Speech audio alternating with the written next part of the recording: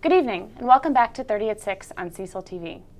We're back with Dr. Alan McCarthy for this month's installment of Dialogue with Leadership. Thanks so much for being here. Thank you very much for the invitation. And happy fiscal new year. Well, thank you very much. Looking forward to a new year. Yeah, I bet you are. The broadband expansion bill becomes law today, enabling communities lacking broadband infrastructure in Cecil County to petition the Cecil County government to create a special taxation district. Can you remind us how this will work? Yeah, simply what it comes down to is this is an opportunity for county government to assist more rural jurisdictions to get broadband service to their house. Now, the way it works is in a group, it could be a group of 10 people in the same area, or essentially the same area. If 67% of them petition the county government, then the council can basically vote to extend the service. The way it would work is we would go to the cable provider. For example, company ABC provides the cable service to that neighborhood. They would tell the council what they're prepared to pay to put in the service, what they need to receive to do it from the clients. At that particular point in time, the council would make a decision, and if they elected to go through with it, then what they would do is they would decide on a period of time over which they would pay the county back for front funding the service, and they would pay this over a period of years. It could be anywhere from 3 to 20 years. And what's the advantage of this system over the current?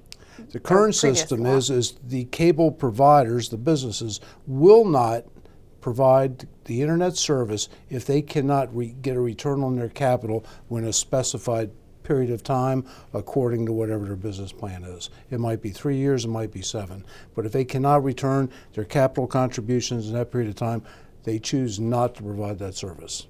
Now, what the county is doing is putting the money up front to provide the service and back charging through taxes the people that are receiving the service. What areas of the county, can you give us some examples just geographically, are likely to benefit? Any essentially rural area where it doesn't currently exist, that can be done. Okay.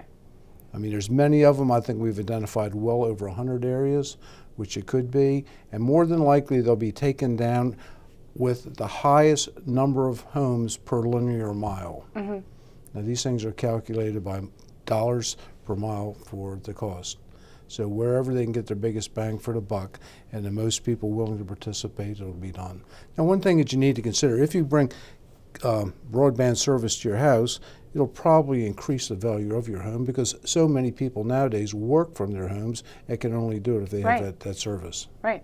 So this is a way that the county can truly help rural residents accomplish something they wouldn't ordinarily be able to do. Right, and not only that, but it seems like a great way to attract potential residents who might turn down Cecil County as a place to move their families because they won't be able to work remotely. I mean, you have kids now work on the college papers, basically on the computer, and if you don't have the service, then you don't have the access. Right. So it sounds I think it's a great system. I think, and it was received overwhelmingly in the state legislature. So. As you mentioned to me earlier, we don't really have a sense of how many people will take advantage of this service, so we'll have to keep tabs on it. We don't. I have no idea. I mean, those numbers are available, but I don't have them with me. It's a very extensive list. Okay, well, we'll check It's quite extensive, as a matter of fact.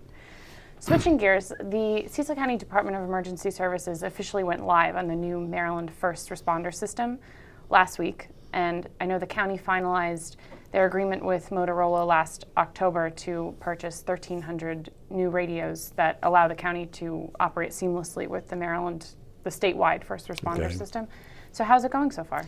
Well, it's been absolutely a roaring success. At this particular point in time, the only thing that we have is the handheld portable units, but they say the service with those is far superior to what we currently have in place right now.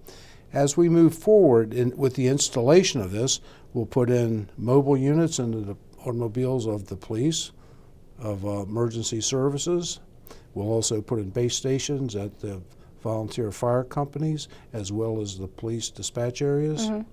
It's a rip-roaring success, and it interdigitates fully with the First Maryland system, whereas our old system, you had to do patching and all kinds of other sophisticated stuff to basically link Harford County to Cecil County or to another county. This is a seamless system where we can talk to each other all the time, continually.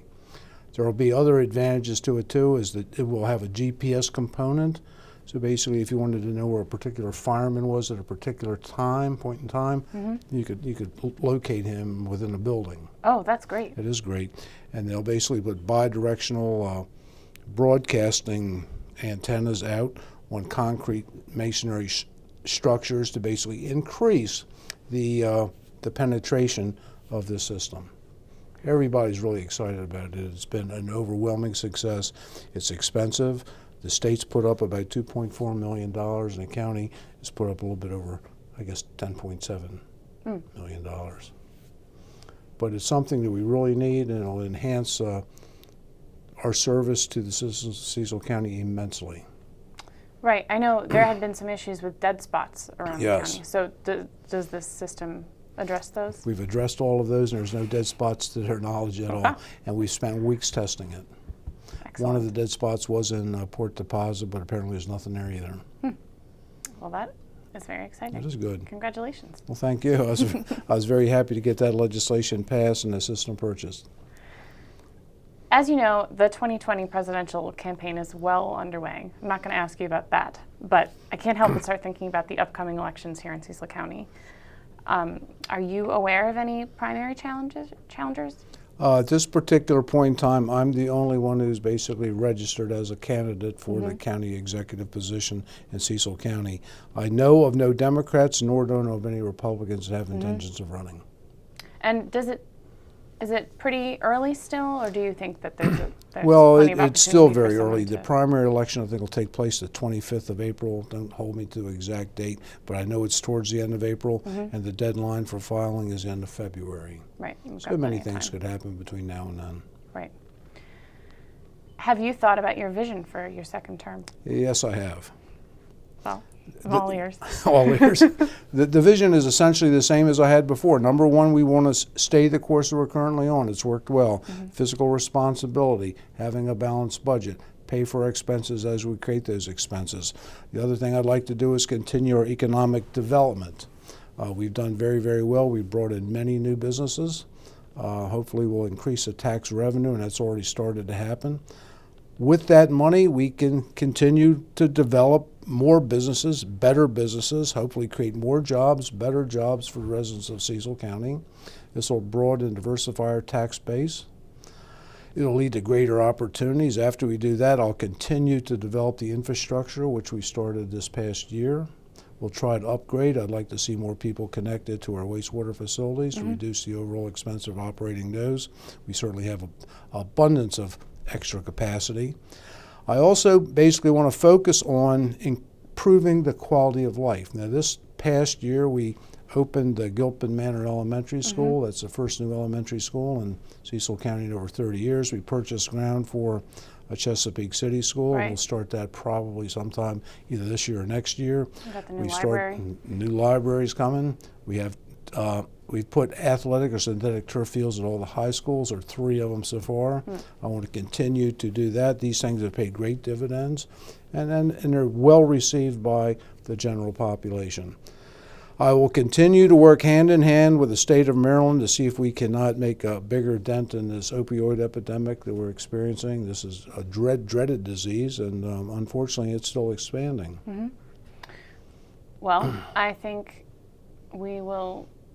we can look at your re-election season as a referendum on your vision, because I think you are planning to continue the work you've been we've doing. done exactly what we said we'd done. I mean, the results have been very satisfactory. I mean, I never expected to have so much done in 30 months. But I have a very good team. They all work very hard. They're all very dedicated, and they put Cecil County first and do the right things for the right reasons. Dr. Alan McCarthy on Dialogue with Leadership. Thanks so much. Thank you.